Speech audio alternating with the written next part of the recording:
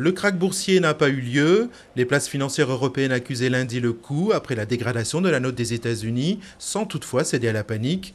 La plupart des bourses du vieux continent s'inscrivaient dans un mouvement de yo-yo entre le vert et le rouge, alors que Wall Street ouvrait en nette baisse.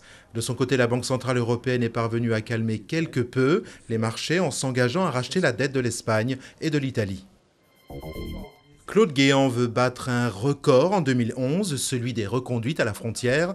Le ministre de l'Intérieur espère atteindre le chiffre de 30 000 reconduites d'étrangers en situation irrégulière et ainsi enregistrer le meilleur résultat historique. Sur les 7 premiers mois de l'année, 17 500 étrangers ont été expulsés, toujours selon le ministre de l'Intérieur. Londres sous le choc après une nouvelle nuit de violence, au lendemain des émeutes de samedi soir dans le quartier de Tottenham. 35 membres des forces de l'ordre ont été blessés durant le week-end et une centaine de personnes arrêtées. Les enquêteurs tentent toujours de déterminer les causes de cette violence urbaine, très rare en Grande-Bretagne.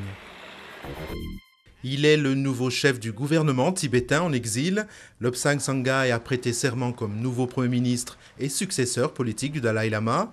Le juriste de 43 ans qui n'a jamais vu le Tibet assurera un véritable pouvoir politique, une passation de pouvoir rendue possible par la décision du Dalai Lama de se cantonner désormais au titre de chef spirituel de la communauté tibétaine.